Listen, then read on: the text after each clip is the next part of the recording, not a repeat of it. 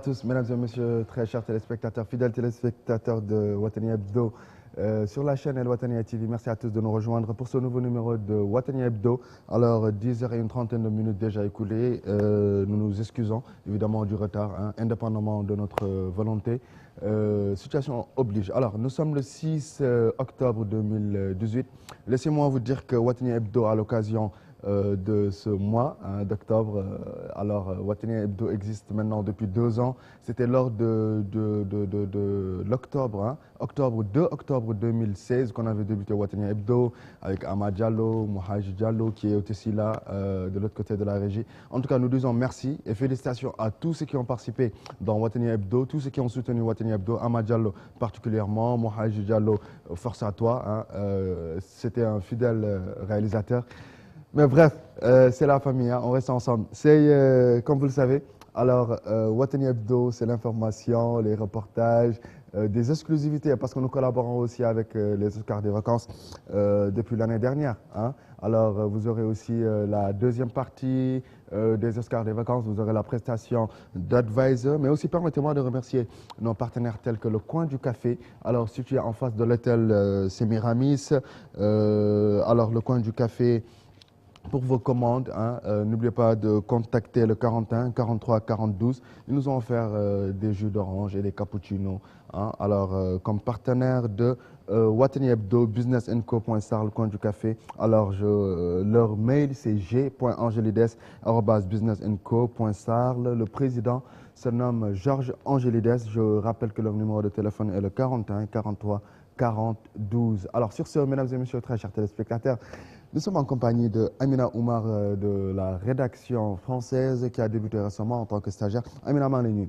Ça va, Ashwa. Naka week-end bi. Ça va, alhamdulillah. Samedi matin yow lu tax defoo grasse matinée lu tax nelaw ba sa yaram tàng. Parce que y a Watani Hebdo. Alors, merci de nous rejoindre, c'est un plaisir. Il y a le coin du café qui t'offre ça. C'est cool. Alors, tu vas goûter et nous dire qu'est-ce que ça donne. Est-ce que café Touba la wala Zirik la. ñamal nga wax ni nu mu mel. Une pensée à Vadila et Fatima Diaché, le passage. C'est très beau. C'est naturel. C'est du jus naturel, très frais encore. Instant bii yogo glace. Watch. yaa ngi koy yëg. Neex na. Alors, nous allons passer à la première rubrique de cette émission, les reportages, l'information, en compagnie de Amina Oumar. Amina Oumar, yow la ñuy déglu du jëm ci première partie bi, les reportages, on y va. Ici, on va parler des fournitures scolaires parce qu'il y a la rentrée des classes. Ici, dans le marché des fournitures scolaires à Nouakchott, l'ambiance est plutôt bonne. Les vendeurs étalent leurs produits scolaires, livres, cahiers, sacs, stylos, crayons, entre autres. Parents et vendeurs se côtoient sur les prix des produits pour une bonne préparation de l'année scolaire 2018-2019. Reportage de Konko Traoré. Et retour sur ce plateau dans quelques instants. En cette période d'ouverture des classes, les librairies, les papeteries, les lieux d'étalage de produits scolaires, neufs comme seconde main, foisonnent partout en Nouakchott. Dans la capitale, en ce moment de l'année scolaire, l'heure est aux préparatifs et à la vente des outils de l'école pour que les enfants puissent bien débuter leur année scolaire dans la joie et la motivation. C'est ainsi qu'affirmait ce parent. Je suis un parent d'élève, je suis là aujourd'hui pour acheter des fournitures scolaires pour mes enfants. La vie est dure ces temps-ci, mais on fait avec, on essaye de faire le tout pour faire plaisir à nos enfants. Au marché des fournitures devant les gros magasins scolaires, papeteries, librairies, les étals de ces marchands du savoir sont pris d'assaut pour que de nombreux parents viennent acheter des fournitures scolaires pour leurs enfants. Enfin, certains parents préfèrent procéder à des essences de livres ou en tout cas en a acheté mais à bas prix. Le vendeur se défend.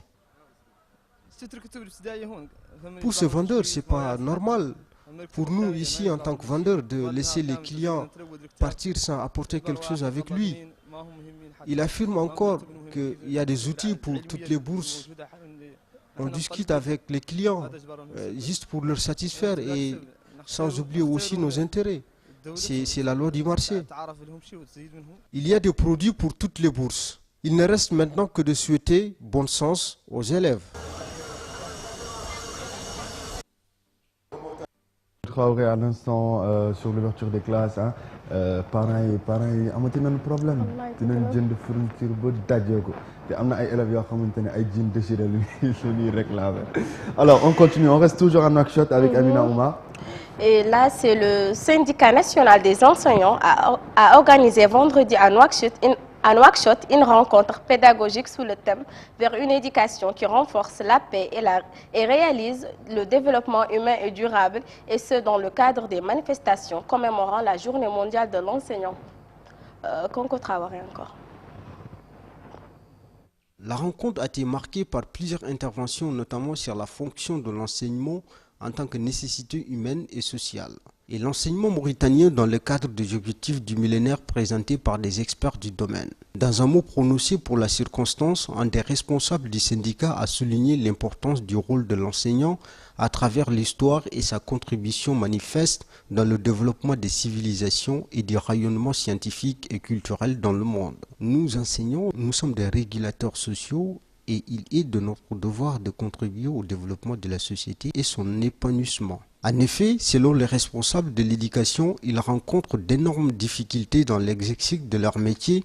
Selon cet homme, l'enseignement a bel et bien besoin de sacrifices énormes de la part de l'ensemble des partenaires de l'action pédagogique, appelant l'assistance à prendre très au sérieux les questions de l'enseignement et un message à l'endroit des pouvoirs publics afin d'atténuer leurs souffrances. Cet enseignant déclare que les problèmes rencontrés sont multiples, la question des primes de transport, l'octroi des terrains, entre autres. Il faut dire que cette activité s'inscrit dans le sillage des efforts et programmes mis en œuvre par le syndicat pour relever le niveau du système pédagogique dans son ensemble et les performances de l'enseignement ainsi que le niveau des élèves. La rencontre s'est déroulée en présence des parlementaires, élus et des personnalités du monde de la culture et de la connaissance. Rappelons que la Journée mondiale de l'enseignant est une journée internationale célébrée le 5 octobre et ayant pour but de sensibiliser à l'importance et au rôle des enseignants dans le système éducatif tout en examinant la qualité du travail des formateurs dans le monde. Alors, retour sur ce plateau, à présent, toujours en compagnie de Amina Oumar. Alors, à présent, direction Dabay, alors c'est un village situé de l'autre côté. Amina Oumar, Nudam Dabay, hein, village de Dabay. Et les populations du village de Dabay, près de 400 km de Nouakchott, dans la commune de Bababé, réclament l'électrification de leur localité, un marché, une école pour leurs enfants, entre autres. Explication de Baba Karnam. Le village peuplé ne dispose pas de système d'éclairage moderne, ni un marché respectable. Le poisson est la denrée alimentaire rare dans cette zone. Les populations de Dabay demandent aux autorités compétentes de venir les aider, plus particulièrement le président de la République, Mohamed Ould Abdelaziz. Nous habitons ici à Dabay, il nous manque de tout ici. Nous n'avons pas d'électricité, les routes ne sont pas bonnes, pas de marché, nous rencontrons d'énormes problèmes. Nous demandons de l'aide à l'État. À l'en croire, cette localité est considérée comme l'un des villages les plus peuplés de la communauté rurale de Bababé est laissée en rade par le pouvoir actuel. Selon certains habitants du village, il est confronté à d'énormes problèmes comme l'électricité, l'assainissement. Quand la nuit tombe, le village et ses environs sont plongés dans le noir.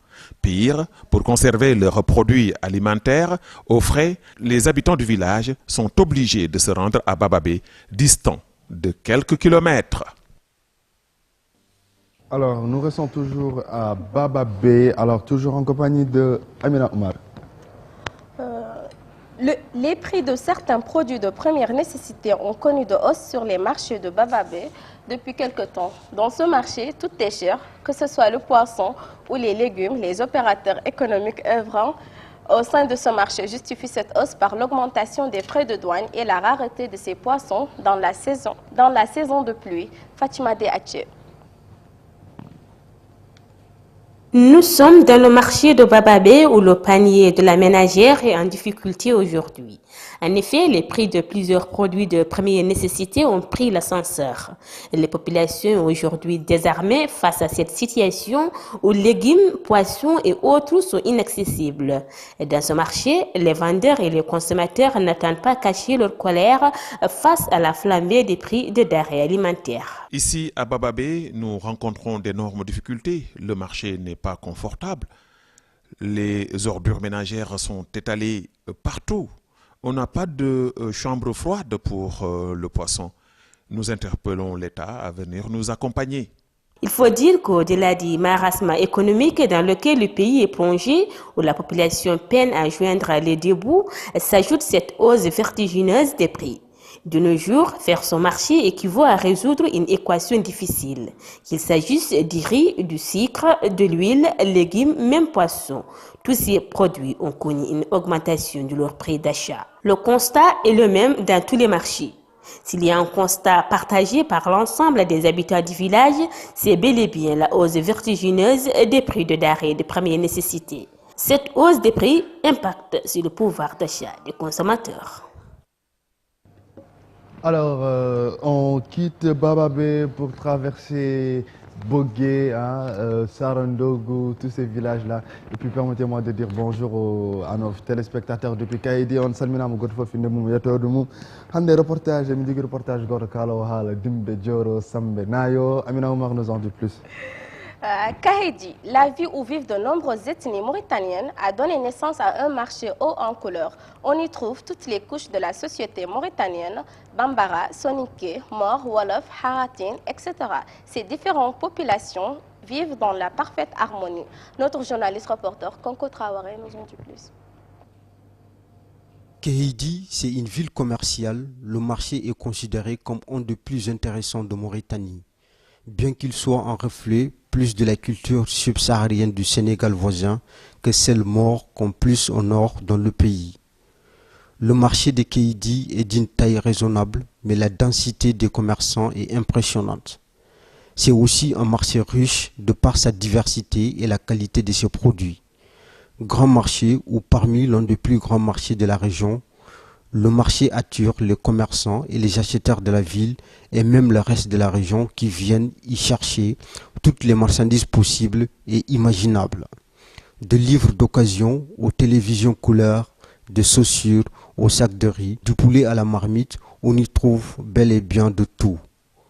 On y fait certainement de bonnes affaires à condition de connaître la ville depuis un certain temps ou d'être accompagné par un spécialiste du marchandage. On passe des effluves envoûtantes du tchouraï, l'encens mauritanien ou sénégalais, aux odeurs d'épices venues de l'intérieur du pays et même de la sous-région. En passant par les produits légumiers comme fruitiers, c'est pas tout. Au marché de la wilaya de Gorgol, on retrouve nos boubous, pagnes et melfaits traditionnels, gaz de notre identité culturelle. En Mauritanie, on peut dire c'est à Kéhédi que la teinture sur l'habillement traditionnel a vu le jour. Au marché de Kéhédi, on y trouve presque tout. Le marché est innombrable et offre un large choix de produits comme partout dans le monde.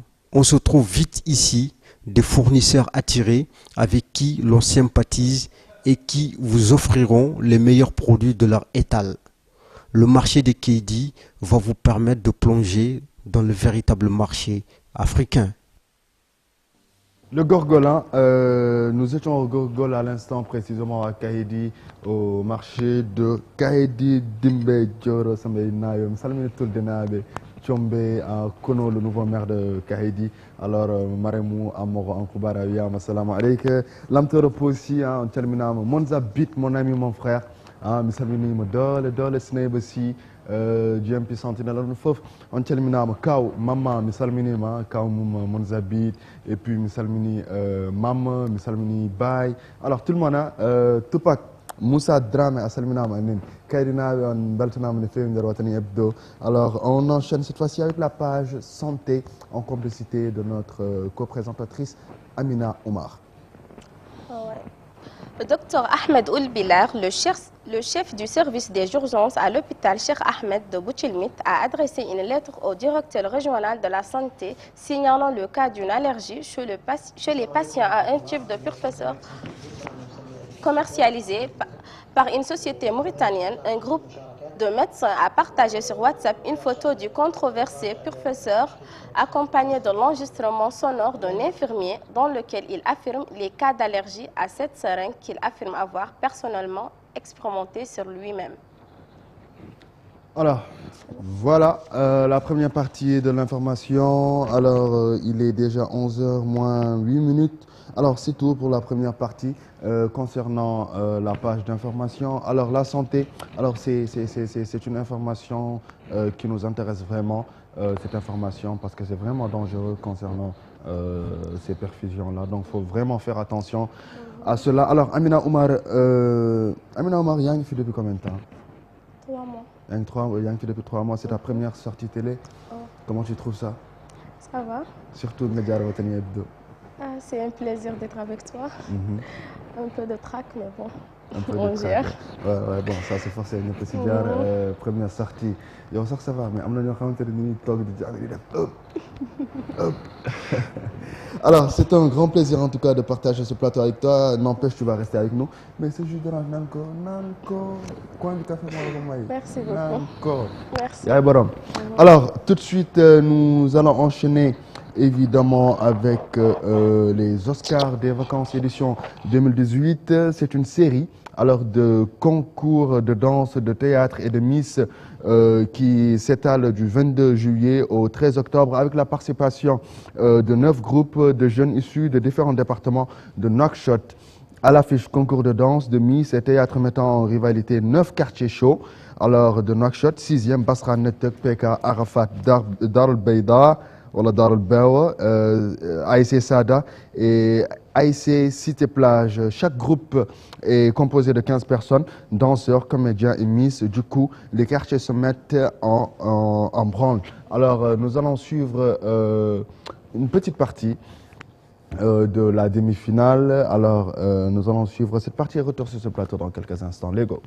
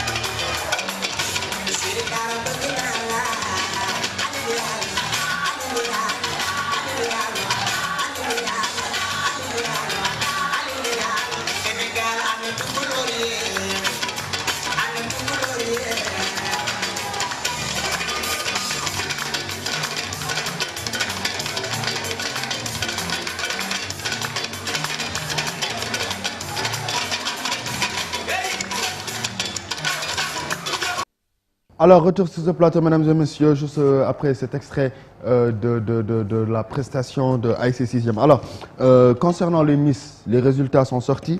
Alors, Miss AIC Dar el-Bewa, Miss AIC Arafat, Miss AIC PK sont éliminées. Hein. Alors, Miss Mendes, elle est disqualifiée. Alors, les Miss qualifiées, hein, AIC Basra, AIC 6e, AIC Sada, AIC Cité et AIC Nuktug. Alors, c'est des Miss qui sont qualifiées en finale. Pour les groupes de danse, nous avons AIC 6e qui est éliminé, AIC Dar el-Bewa qui est éliminé, nous avons AIC Arafat éliminé, AIC PK éliminé. Alors, les groupes qualifiés, évidemment, les groupes de danse qualifiés pour la finale, il s'agit de AIC Basra, AIC Sada, AIC Cité et ASC Nektek. Mesdames et messieurs, très chers téléspectateurs, n'oubliez pas que pour la finale, vous aurez Demba Guissé. Waaw, nga doon Demba Guissé maa au Sénégal au tali billet d'avion ma ko ara pour la finale Oscar des vacances. Yow Oscar bi mu commencé ba tey dem. Non, tax doo dem Oscar. Juste manque de temps. Est-ce que PK bokkoon na ci de. mais toog ngeen. déggoon naa ko dommage. toog ngeen. Dommage. C'est vraiment dommage. waa PK toog noonu alors la demi-finale hein. Alors Advice était de passage, il a fait sa prestation. Nous allons suivre un extrait de sa prestation, soit le titre Min Kalani Haidara et retour sur ce plateau en quelques instants.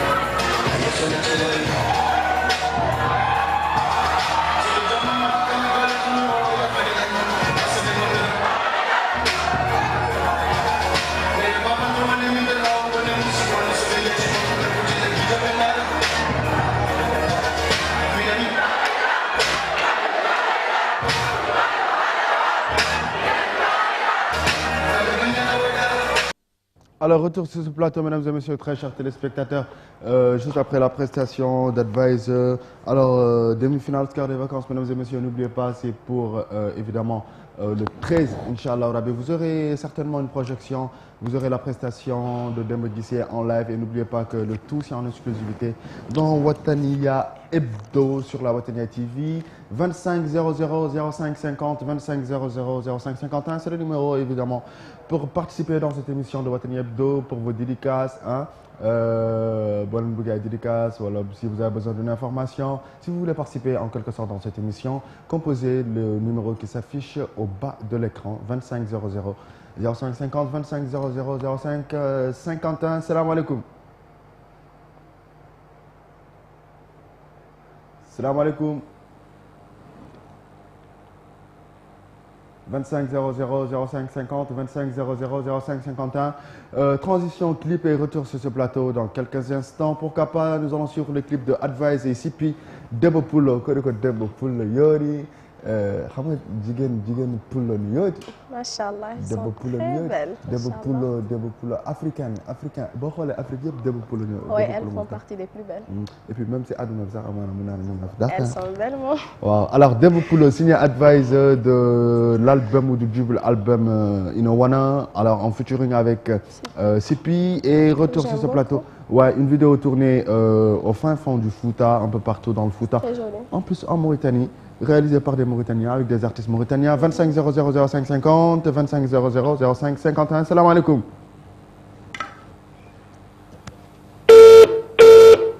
« 25 00 05 50 25 00 05 51. Salam alaikum. Salam alaikum. 25 00 05 50 25 00 05 51. Salam alaikum. Clip et retour sur ce plateau dans quelques instants. Vidéo.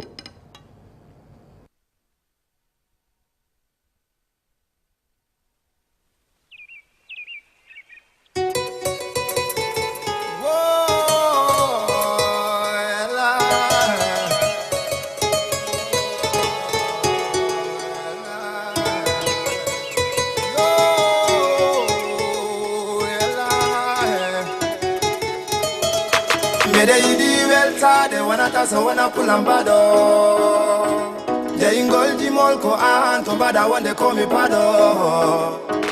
Me the yellow jump to Yuri, Yemi Funangi, 20 Minduri. Gitam dum di kuyodi, pull am jury, are the Kennedy belly bimi jam dori, andira ku choftal, Jafina dado, yellow roku duao, kumbida foko bado, gado damo danato, ado mafinde, ufte ya hajere, reunen saginde, korko woni jongalle. Kono pulam debbo ko jame galle omo hokka mi dole siforama debbo jom golle balle Mede yidi weltade wanata so wana pulam bado de ingol di molko an to bada wonde komi pado pulam kai pulam kai siforama jodi jam ko pulam sai yimo mi welto Sino ko sagam yo waktu jindarto Mino wi yo mi ardo So mi yimo hajam pona mi tarto Pula mara njeo tentine jodo Bismillah ma batu ndao ko wai kodo Hunde musma watu chedele ngodo Dongonda funi hiyo jam done hodo Iwelti maigede ma Miyani hono ma Kate dindo dine ma Ana wadi fode ma Mede idi weltade wanata so wana kulambado Jai ingol di molko anto bada wande komi pado Pulam kai, pulam beltu da honko pulam kai Sifara machode jam honko pulam Ser tai wadu ko yori yew chosane nangi dum Gollo kile pude la mutala yigandudo fodde mum Kala hala jaltu koy hunu ko cikarawo nyangi dum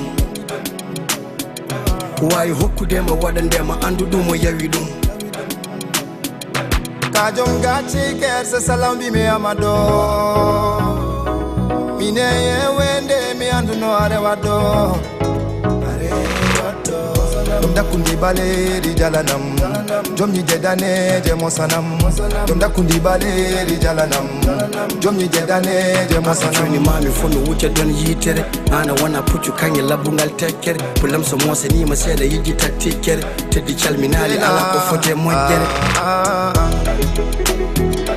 Mede yidi weltade wanata so wana kulambado Ingol di molko anto bada wande komi pado Pulam kai, pulam beltu da honko pulam kai Siforama kede jam honko pulam kai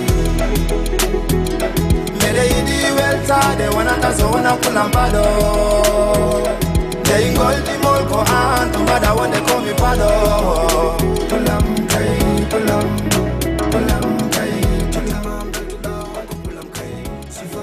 Alors, c'est le fameux titre, hein, le fameux titre signé Advisor de Halkoumel Records from Medina Air, en featuring avec Sipi Mana, Debo Poulo. Salam alaikum.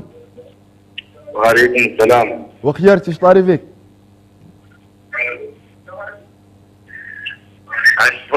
صباح شو ما فيها الخير. لباس ما شاء الله الحمد لله. اسمك؟ شيخ عمر. صباح. شيخ عمر ياك الخير. ياك بخير ياك الصحة. شيخ عمر عندنا هون أمينة عمر. شيخ عمر كان كاميرامان. ايه وخيرت عمر كان وخيرت. يعني مسلمين عليك حتى عمر. Ça va, chez moi, c'est Khair. لباس ما شاء الله. عمر كيف Amina حالك؟ Omar, ça va?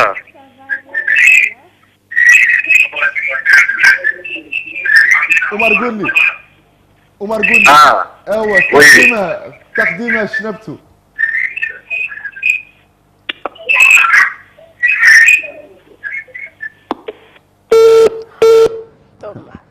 Omar dafa naroon dëgg-dëgg moo tax mu rëcc 25 00 05 50 25 00 05 51 Mohamed Amin Ould Seyid nous disons bonjour à lui de passage nous lui disons bonjour moom ak waa Basra ñoo ngi leen di nuyu bu baax a baax Omar qui nous appelait depuis Basra à l'instant 25 00 05 50 25 00 05 51 salaamaaleykum. salaamaaleykum. Allô. Allô oui ça va Jtari. Yes, émission. Ko émission gonɗa aɗana en direct no mbiyeɗɗa. Min mbiɗo Bocar. Bocar to noddata min to gonɗa.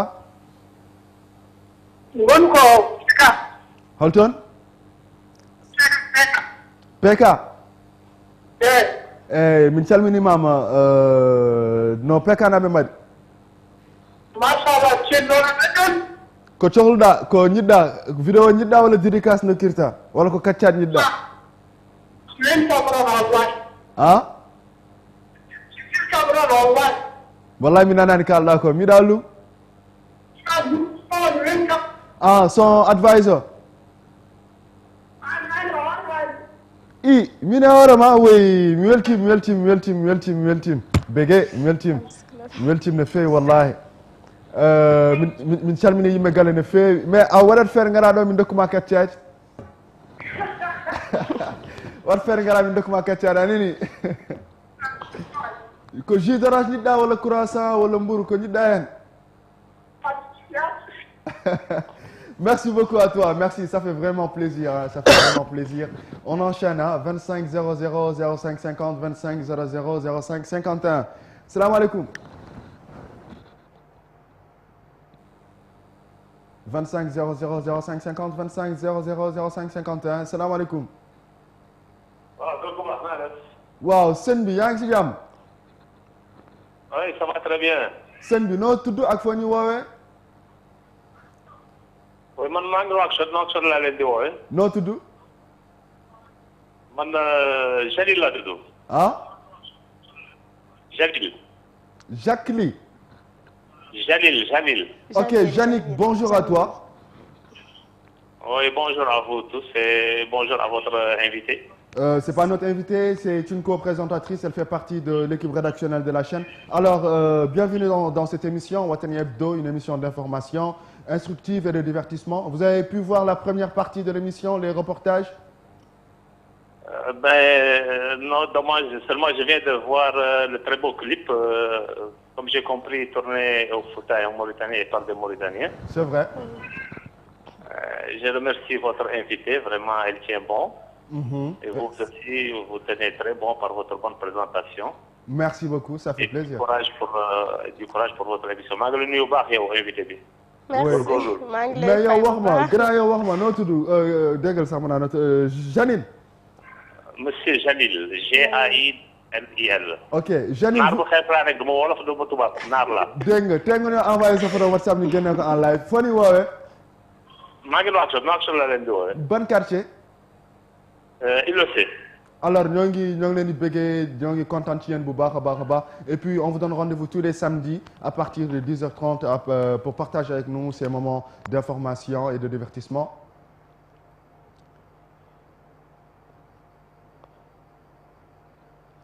dem na alors 25 00 merci beaucoup Janil yow mi doon ñu woo depuis Ilo la. Ilo si. Janila. nee na kontaan na ci bu baax. Merci. am nga fan si de. Janil première fans Amina Omar bindal Janil première fans Amina Omar bind ko de mettez ça dans vos agendas 25 00 05 50 25 00 05 51 salaamaaleykum. salaamaaleykum. allo salaamaaleykum. شطاري فيك يا اخي الخير. ما شاء الله برنامج والله. والله انت مباشر بوي اسمك.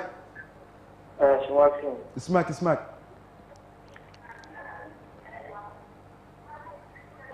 الو الو وي عليك السلام خويا اسمعك. برنامج وطني. والله خويا انت مباشر تفضل. معك حمد مبارك من السامية. حمد المبارك في السامية. والله راينا مسلمين على هالسامية فر. مرحبا بك. ولا نبقي نقول لكم شويه كلام. شاكر تلبس الوطنيه اللي عدلت كل الشباب وقاعد هنا حتى. هاي باي شعرا جلي ابو. اي شعرا جلي شكرا لك حتى. المهم عندنا احد الشباب عندنا لعبت وبالون عم لقيته وقيمه جزاكم الله خيرا. الله. الشيء ليكم روايه واحده. ايوه. عندكم ربط مالي بلاد في الداخل كانوا تجيبون شيء من الحسانيه شوي.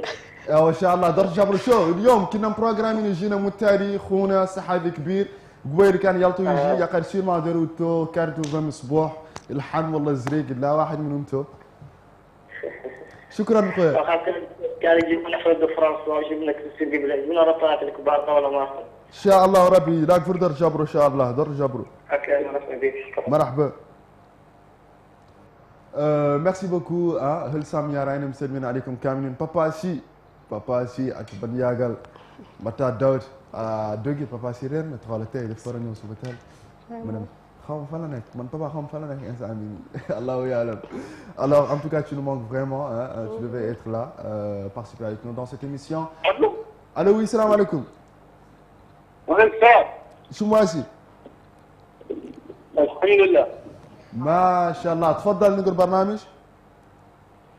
مرحبا متى يتم يتر الله ما شاء الله يتر الله نفي. هذا سل. نوم يتنا يتر نجت تامين. شو فت؟ نوم. نحصلنا دوما. هلتون عرفت. لا. عرفت. من تلميني عرفت نابي فوف. الحمد لله يلا نقول نوايما ايبي فيديو ادفايزر جوني دبو بول لا نقول ايبي دبو بول نوايما دبو بول دبو بول مبارو ليما كليبو.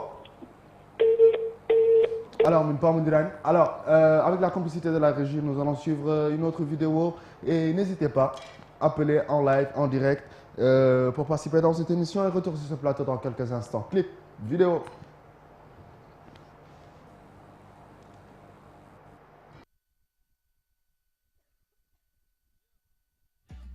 Yeah, from the hood, man. Yellow and Black Knight. Yeah. We at Tawanata, man. Hey, man. We at Tawanata, man. The me phone better up. Want to better in the fake. One at a man. Fuck buzz, all I guarantee. But you tell the ginger while I reality. You'll be charging, gonna guarantee, man. Salatobi body, escapade in a datina, flying the mood tonight. One door, not a patina. Black in the me phone, skull like the Pope in a hattie. Rap brim der junga, my hand me suck up a pet. Ligo tan buri all a man, so you did talk a sip pet. Call the pimmy better rap and nana tatan ko sisi. We clash at the fake so gon go to nana tatan ko tiki. Black in the tunga me circuit. I don't know I'm a so peace and the Willie Joe I so peace. You mago me yemanam. Yemanam. You mami yaman ma yemanam. Yemanam. You mami yaman ma yemanam. Yemanam. You mami yaman man, yemanam. Akombela na ndisa mi, notulabe na pota mi. Awata kwa hai mi, sabu hayumani kifi mi. Akombela na ndisa mi, notulabe na pota mi. Awata kwa hai mi, sabu hayumani kifi mi. No messing the food, me boy figure do bean, my niggas and gandhi. I'll come bella my mud, me family BK, look at in a party. Then we me hold the key, they join me call and get the jack Audi. But we me off for gonna me pass a fella, need to go to belly. Alhamdulillah, what me sell. Me do the lose me mama. And did you go see the no Jay-Z? Me name me even a pipe. Rap on well on in a my mess. Me put a use in a jack of fest. The rapper goes in a bill great. The fuck a bit, they don't go always. You got the blow and day, no. You got the magic and day, no. Mine in the gate, go card or somebody in my part for some timber. They got the blow and day, no. You got the magic and day, no. Mine in the gate, go card or somebody in my part for some timber. You mago we me, yemanam. Yemanam. You mami yaman ma, yemanam. Yemanam. You mami Alors, retour sur ce plateau, mesdames et messieurs, excusez-moi. 25 00 05 50, 25 00 05 51. Salam alaikum. Salam alaikum. 25 00 05 50, 25 00 05 51. Salam alaikum. Allô, salam alaikum. Allô, salam alaikum. Ça va bien? Ça va bien, alhamdulillah. Comment vous vous appelez et vous nous appelez d'où? Je m'appelle Mahbouba. Mahjouba. Hein? Vous vous appelez Mahjouba? Oui, maa ngi déglu seen émission bu baax macha allah seen émission neex na trop ñun waa Feka ñu ngi ciy déggee bu baax. oui ñoo ngi leen di béggee mais tur bi naka la tur bi? tur bi Mahbouba Fall la Mahbouba Fall. ok Mahbouba Fall ñoo ngi lay ñuy di la béggee di la ziar bu baax a baax Peka nga nekk ah. allo. waaw ma ni Peka nga ñuy woowee. Peka nañu nekk Peka ñu ngi leen di béggee bu baax seen émission neex na trop. Oui, merci beaucoup. C'est un plaisir, hein. C'est un plaisir de vous entendre pour ces propos. waaw ñun Petit Mass ñu bëgg nga tegal ñu ko benn Petit Mass. mais Petit Mass da ngeen koy am woyal ma benn woyam. ku mu ci doon kan lay. ah. woyal ma ku mu ci doon kan lay tànn woyal ma ko kan lay tànn woyal ma ko. kan lay tànn ku ma ci doon kan lay tànn wax ma ci mu doon. kan lay tànn merci beaucoup. foofu daal ñu bëgg ñu waaroo si dañu bëgg nañu Petit Mass mu ñëw mu wéy ci émission bi. incha allah jaaroon na fi daaw dina fi jaaraat incha allah rabbi mais en attendant dina leen tegal benn vidéo am bu nu ko temps mi maye léegi incha allah. ok merci beaucoup c'est très gentil. merci beaucoup à vous aussi c'est gentil de votre part. Merci aux fidèles téléspectateurs qui nous cessent d'encourager du jour au lendemain. Alors, pour cette émission de Watani Hebdo depuis 2 ans, hein, on a commencé le 2 octobre 2016. Aujourd'hui, on est le 6 octobre 2018. C'est un grand plaisir de rester fidèle à Watani Hebdo. Merci beaucoup à tous ceux qui ont participé à la réalisation de Watani Hebdo. Merci beaucoup à Mohaji Diallo, Ahmad Diallo qui était là au début, qui fait en quelque sorte partie de l'équipe. Merci beaucoup à Oumar Diop, qui lui en ce moment a les commandes de la réalisation. Elisher Diang, merci beaucoup à toi. Merci beaucoup, mention spéciale au directeur général qui nous donne l'autorisation de réaliser notre émission. Quant à vous, les partenaires, les sponsors, nous vous invitons à venir rejoindre Watani Hebdo. Franchement, c'est une émission à soutenir parce que nous avons envie d'aller tourner dans les quartiers d'abord, dans les communes de Nouakchott. Et après les communes de Nouakchott, nous voulons aller dans les régions, dans les villes, dans les villages. Pourquoi pas aller voir les Mauritaniens qui sont aux États-Unis, au Canada, au Maroc. C'est notre vœu. On veut le faire, mais il nous faut des sponsors, il nous faut des partenaires pour faire ça. Et sont des partenaires des compagnies aériennes, Mauritanie Airways, tout ça. On a besoin de vous tous. Et vous aussi, vous avez besoin de nous pour votre visibilité. Donc, venez nous rejoindre dans cette émission de Watani Hebdo qui informe, instruit et divertit. Et franchement, je ne vois pas pourquoi vous ne vous intéressez pas franchement à ces visibilités et à ces marges de publicité qui sont vraiment opportunes. Merci beaucoup à tous ceux qui ont participé dans la réalisation de Watani Hebdo, alors qui continue aussi à battre son plein jusqu'à nos jours. En tout cas, merci 1000 fois. Hein. On enchaîne 25 00 05 50, 25 00 05 51 avec la complicité de la régie. Nous allons suivre une vidéo et retour sur ce plateau dans quelques instants. N'oubliez pas, les mardis et les mercredis à partir de 15h sur la FM Tenur 97.1. Salam alaikum. Oui, c'est Oxmo Puncino.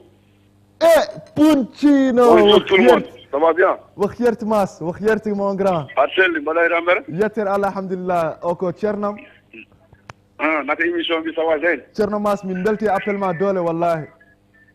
waɗana jam aɗa selli kam wallahi mbiɗene jaam so wona komi beltiɗo yalla yawɓeede yalla yawɓeede yalla yawmo jom wona e jaam amin ya rabbi mi weltima doole mi weltima tuuri kam wallahi mbiɗa selli mbiɗene e jaam woto yejjitmin e duwaw ceerno mas e jamɓeede woto yejjitmin e duwaw jamɓeede sona mbiɗa weltanima mbiɗa weltani gonɗo ɗono kadi yalla yawɓeede yalla jokku golle ɗe no feewi no feewi no feewi amin ya rabbi yalla ko mon kadi jirde balɗe moƴƴiɗe battane e tamnaade sukaɓe leydi ndi c'est bon c'est très bien amin ya rabbi oximo puncino a hulani inchallah koye jaam tan gonɗa yalla yawɓeede albarka amin ya rabbi merci beaucoup mas merci beaucoup min calmini maire o depuis PK maman Pauline min calminimo min calmini papa min calmini toute la famille merci beaucoup Thierno Mas merci toi aussi a jarama merci bye bye bye marhaba Merci beaucoup. Vidéo et retour sur ce plateau dans quelques instants. Oh là là, sama benn grand bu baax moom moo Amina. Grand bi kii sama sëriñ la sama grand la guerrier la. Jóobkat la waarkat la macha allah. am na soxna am na doom et tout. guerrier la maa ngi koy ñuy daal l'essentiel di ko bëggee di kontaan bu baax a baax ci appelam bi. Vidéo et retour sur ce plateau dans quelques instants avant que je me plonge ci ay larmes. Clip et retour sur ce plateau dans quelques instants. Babacar Naam maa ngi lay ñuy di la bëggee bu baax a baax sama nijaay sama grand. Amina Aïdara Amina Oumar ok. Ok 25 00 05 50 salaamaaleykum. Ok cool. Alors on vient de me signaler que ils ont calé la vidéo. Ça va. waaw na nga def soxna si. Allô. Allô oui salaamaaleykum. Maaleykum salaam ça va. Ça va très bien comment vous vous appelez. Ashibra c'est moi je suis la basketteuse. Ah. Comment. C'est moi je suis là.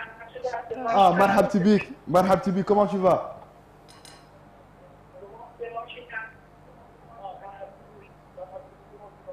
Oui ça va je vais bien. Tu peux t'éloigner un tout petit peu de la télé s'il te plaît. Comment vas-tu? Ça va je vais très bien merci beaucoup de participer dans cette émission. Sinon comment vas-tu? Ça va je vais très bien alhamdulillah alors vous avez des dédicaces à passer ou vous voulez une vidéo? Si je veux une vidéo. Tu veux quelle vidéo? Oui. Tu veux quelle vidéo? Je veux des vidéos de Petit Mass.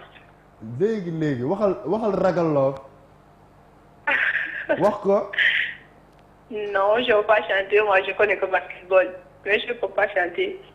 Bon d'accord maintenant c'est simple tu vas dire Oumar Diop may ma ragal love dis ça.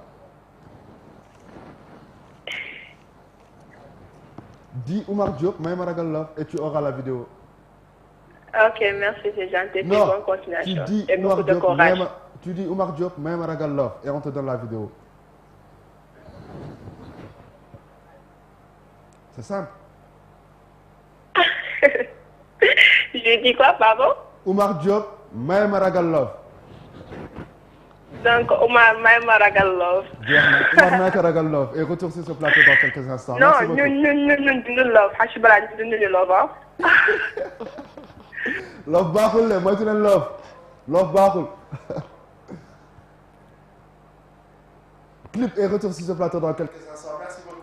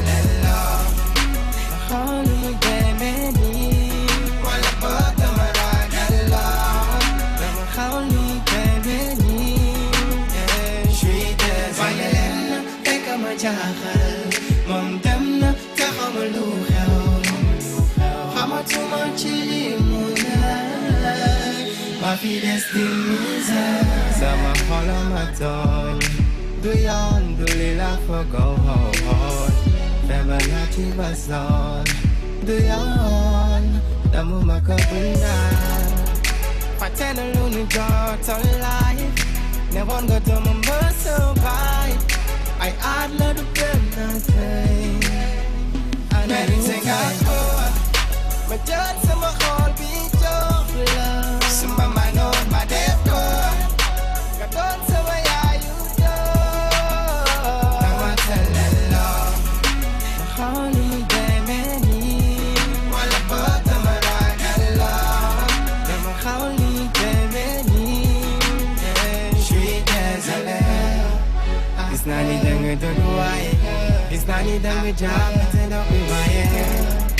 Lalo ndo magana gore Baguma dun dagi yaw ay nakinan Yaw tarong at sasayan bakla Everything I need alone Yes, tryna be my daddy na Mana sumawari yan Baguma forest alone Konta malay ito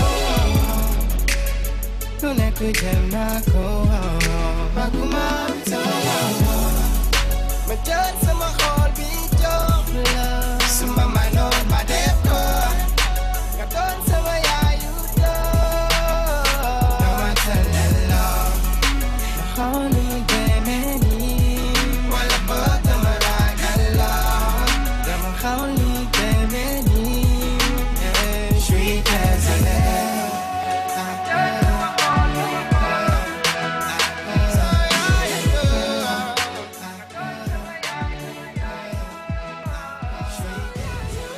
Alors, mesdames et messieurs, très chers téléspectateurs, voici Raga Love, Petit Mas. Alors, nous avons eu l'exclusivité l'année dernière de cette vidéo, réalisée par Padros depuis Dakar. Alors, Padros, c'est lui qui réalise le double album de Soyons Nganda actuellement. Quand j'étais à Dakar, je les ai rencontrés là-bas. Ils étaient en production avec des artistes gambiens, mauritano, sénégalais, marocain. Alors, c'est un double album, le double album de Soyons Nganda. C'est riche, en tout cas, en instruments, en écriture et en paroles. Et c'est produit par Padros depuis Dakar. Alors, il faut signaler que c'est un Mauritanien aussi. En tout cas, merci beaucoup à Padros qui ménage de connaît fort, en tout cas pour le développement artistique de nos rappeurs, de nos artistes de manière générale. Nous koy gërëm di ko sant bu baax a baax fansu Petit Mass yëpp ñoo ngi leen di nuyu di leen béggee di leen ziar bu baax a baax a baax a baax a baax a baax. Alors, à présent, nous allons passer aux choses sérieuses. Alors, 24 shows. C'est nos partenaires 24 shows. Alors scène bi kaleel ma fond musical bi ngir yàlla. Alors gis ngeen mburu bi voyez ce pain. Alors il est très lourd, il n'est pas léger, franchement il est très lourd. Ouais. Là il a même envie de tomber parce qu'il est c'est du pain authentique, très original. Gis ngeen nu mu rafetee décor bi bokkut ak mburu. C'est pas comme du pain que vous trouvez dans n'importe quelle boutique. Là, vous venez, vous trouvez des mouches un peu partout. Vous faites ça, après, dec. Ouais, là, maintenant, quand je fais ça, non, tu fais comme ça. Tu vois, là, tu as vraiment envie de manger. C'est du pain authentique, quoi. Alors, ce pain, il est fait de l'autre côté de 24 shows. 24 shows situés vers le carrefour Bana Blanc. Alors, 24 shows du pâtisserie. Hein? Alors, leur contact, c'est le 32 58 51 10. Nous allons voir ensemble ce qu'ils font avec la complicité de Oumar Diallo. Nous allons suivre la production de cette pâtisserie 24 shows située avant Hôtel Mouna, entre Atijari Bank et Carrefour Bana Blanc, vers ta gauche. Leur contact, c'est le 32 58 51 10. Alors, ouvert H24 pour vos petits-déj, pour vos pizzas et des commandes ou vos gâteaux pour vos anniversaires, des cakes. Hein. Alors, vous allez trouver tout ça là-bas. C'est un lieu chic, c'est un lieu propre. 24 shows. Regardons ensemble ce qu'ils font, les images de ce qu'ils font en grosso modo. Et retour sur ce plateau dans quelques instants avec la complicité de la régie.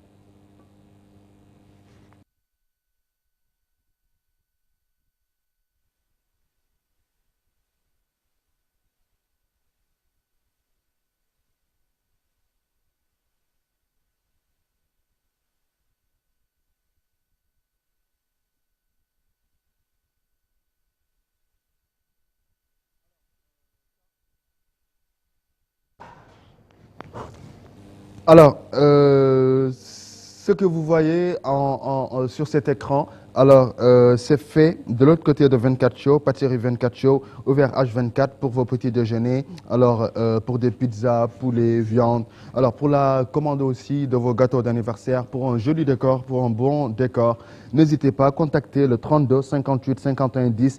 Alors c'est des produits réalisés ici même. Alors c'est classique, c'est chic, c'est propre, c'est génial. Pour vos mariages, des gâteaux pour vos mariages, pour vos baptêmes, pour vos annives. N'oubliez pas de les contacter au 32 58 51 10 et vous allez joindre Mohamed Mahmoud, un gars super cool, un gars super galant, alors pour vous servir de l'autre côté de 24 Show. Alors ils accompagnent cette émission Watani Hebdo depuis la semaine dernière. Nous les remercions infiniment et puis retour sur ce plateau à présent pour pouvoir continuer avec nos téléspectateurs pour la partie dédicace, vidéoclip. Contactez vite le 25 00 05 50, 25 00 05 51 pour participer dans cette émission. 24 Show, 32 58 51 10. 24 Show, 32 58 51 10. C'est leur contact évidemment. Ils sont situés de l'autre côté du carrefour Bana Blanc, entre carrefour Bana Blanc et la banque Attijari. Alors ils sont de l'autre côté. Pour le rejoindre, c'est facile, vous composez leur numéro de téléphone. Et puis, n'hésitez pas de passer vos commandes pour vos gâteaux d'anniv.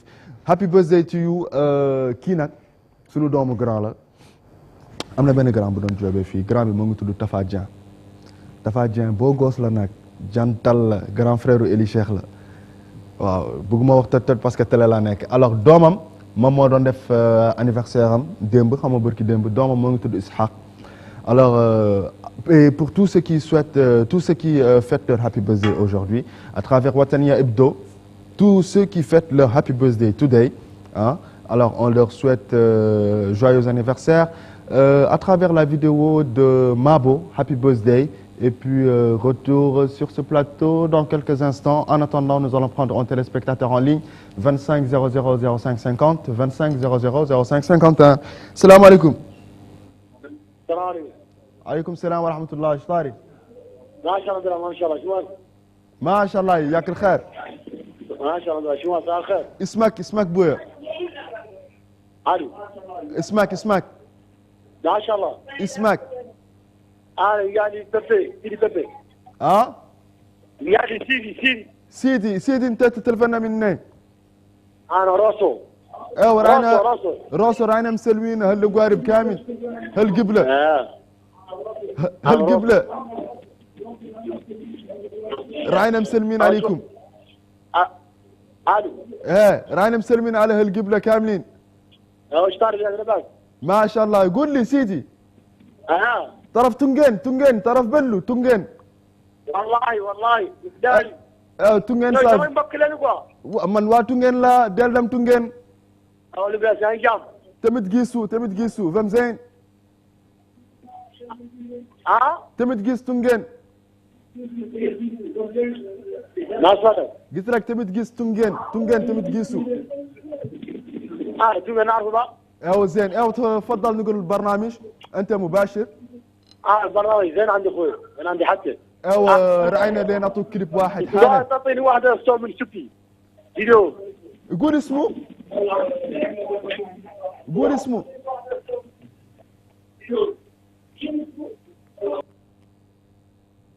قال عنه يدور منو سيبي. أو سيبي دور جبره ما عندك مشكلة. دور جبره إن شاء الله ربي. Alors on enchaîne avec Petit Nar, comment lui dire, di sama xarit sama doomu ndey Petit Nar, Coucou Haïdara, maa ngi lay béggee di la ziar bu baax a baax di la nuyu de passage. Nous allons suivre mon ami mon frère Petit Nar. Ah comment ma lakkal boy boobu loolu. Alors c'est un artiste happy birthday. Alors nous allons souhaiter happy birthday sama technicien ñu ne happy birthday et juste après comment lui dire Petit Nar happy birthday signé Mabo pour histoire de souhaiter happy birthday à tous ceux qui fêtent leur anniversaire aujourd'hui et puis retour sur ce plateau dans quelques instants. Watani Hebdo vous dit happy birthday.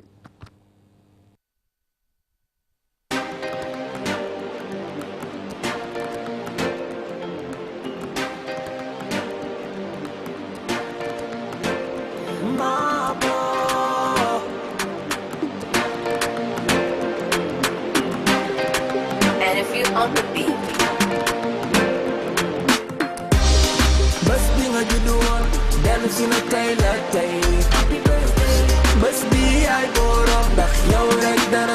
fay happy birthday dégg naa ñuy wax naan bés tuutu borom rek lay tolloon yow dundal 111 ans happy birthday happy birthday tey sa bis la happy birthday happy birthday na nga happy birthday bés bi nga juddu woon moo dellu si ñu lay ndokkale amoo lu ko gën a rëy fekke nga ko kon nañ ko célébrer bi ma yeewal laa ko gis ci sama Facebook mani toogaay amatul naa jóg indil meg la say cadeau kaay souffle say bougie dagg say gâteau sa xarit yi nga màggandoo wuy si la ñëw di ko fetendoo ak photo yu ñuy jëlandoo happy birthday ñu koy wendoo yàlla nga dund ba déwal ñu defaat lu mel nii am jàmm ak xéwal ak mbégte bu yaatu ci yow mi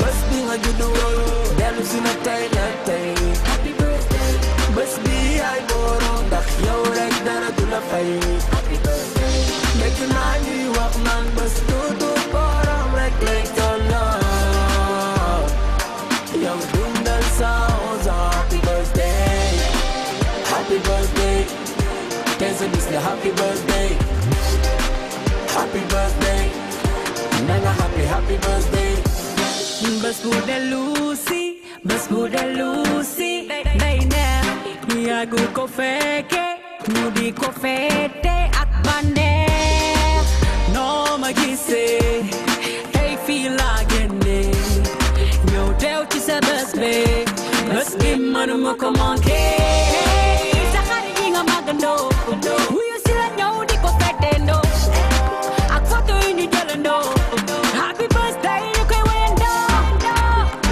dundal lu bari ba say may di baawaan sa nit yu baax yaa ngi ni yaa ay kaay woni sa moome bés bi nga juddu woon dellu si na tey la tey happy birthday bés bi yaay borom ndax yow rek dara du la fay happy birthday dégg naa ñuy wax naan bés tuutu borom rek lay tolloon yow dundal 111 ans happy birthday happy birthday tey sa bis la happy birthday De retour sur ce plateau, juste après cette vidéo Happy Birthday signé Mabo. Alors yaakaar naa ñuy fêter seen anniversaire tey war ngeen kontaan de mais ñu leen gâteau mais pour ngeen am gâteau c'est simple dem leen 24 show gisu 24 show tuma لقيت أدرو anniversaire اليوم الصبح شفت يو جاتوهات عمر برا نعطيهم جاتوهات يو جاتوهات زوينين يو جاتوهات ناقص تفر ماري جابرو جاتوهات كيفتو جيسو في ماتشيات 24 شو ليل جابرو جاتو ما هو ارملي ها رقم تليفونهم سام تا قاعد نقعد بيتك ولا نقعد صالونك دور جاتو دير له رقم 32 58 51 10 32 58 51 و10 السلام عليكم. الو شطاري حال بس ياك الخير معافي ما شاء الله اسمك بوي الكويشن ما كفايه زين عندي ها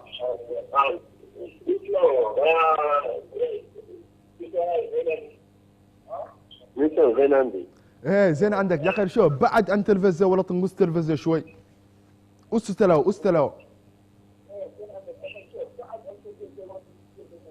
اوكي ما عندك مشكله ايوه سينو نغوردا نوم يدا شنو زابيل دو مقصد عرفات من سلمنا عرفات نابي فوف تو كدا يا عرفات كارفور سينور نوم يدا يتا محمد جابو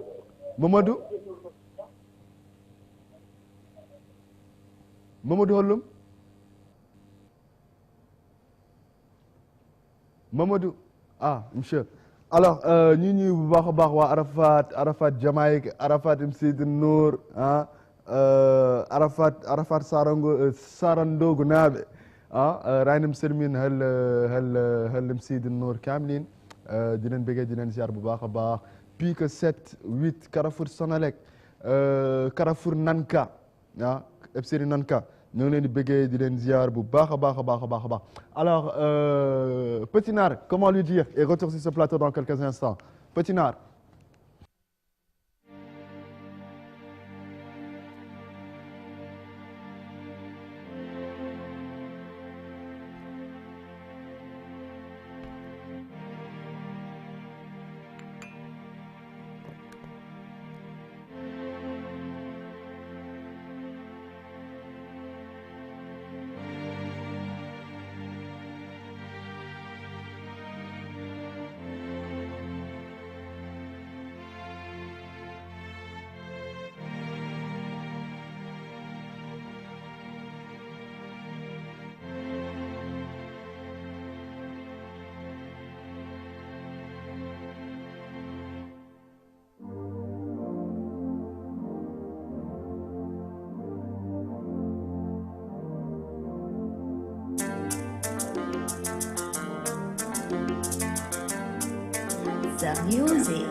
C'est le Petit Nar, c'est l'enfant du désert.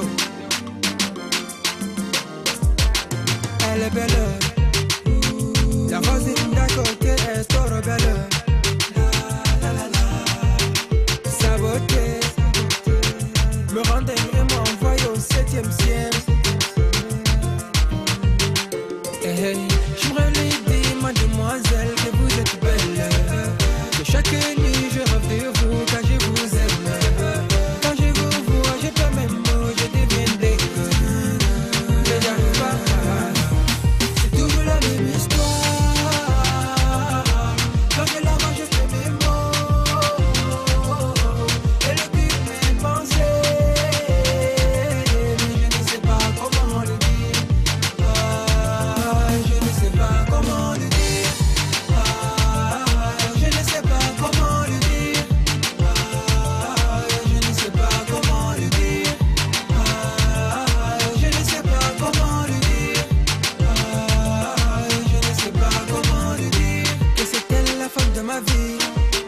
Comment le dire? Que sans elle je ne peux pas vivre. Et pourtant elle occupe tous mes pensées. Pour elle je peux tout donner. Mais quand je la vois je peux me mourir. J'aimerais lui dire, mademoiselle, que vous êtes belle. Que chaque nuit je rêve de vous, quand je vous aime. Quand je vous vois, je fais mes mots, je deviens dingue. Mais j'arrive pas, c'est toujours la même histoire. Quand je la vois, je fais mes mots. Et le but de mes pensées, je ne sais pas comment le dire. Que c'est elle le pas, je ne sais pas comment le dire. Sans elle, je pourrais jamais vivre. Je ne sais pas comment le dire. Je ne sais pas comment le dire. Je ne sais pas comment le dire. Je ne sais pas comment le dire. Comment le dire? Comment le dire?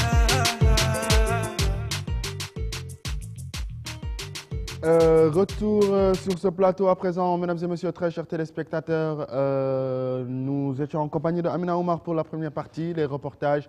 Nous étions évidemment en action concernant l'ouverture des classes, les fournitures scolaires. Nous avons parlé des syndicats des enseignants. Nous sommes allés au village de Debay à Bababé. Nous avons fait aussi un portrait du marché de Bababé. Et après, Mini Dimbe Dior, Sambe Nayo, Wuro Chombe, Wuro Monzabit. Moussa Diop asalminama wuro Las wuro Brahim ndeysaan Brahim Nadam min salmini on min mbaɗi mon bégué onon fof. On prend un téléspectateur avant de clôturer cette émission. Alors pour vous qui voulez recevoir Watania Hebdo chez vous,